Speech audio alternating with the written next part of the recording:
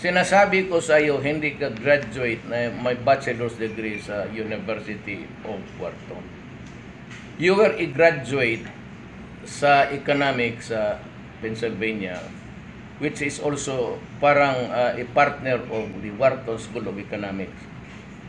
Ang nakuha mo doon sa Pennsylvania was a certificate sa undergrad dito sa Wharton.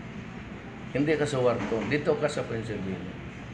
Ang nakuha mo dyan is certificate of studies, undergrad mo para Wharton na sana. Huwag mo kaming bulahin. Mas mabuti pa sabihin mo na ganito lang ako pero ang utak ko pang Wharton talaga. That would have been more in keeping with honesty. Do not pretend to be what you are not. Magsampalan muna kami. Tingnan natin kung sino pinakamalaki. Ako, praktisado ko. Ewan ka. Nampal ako ng kriminal. Ikaw, anong...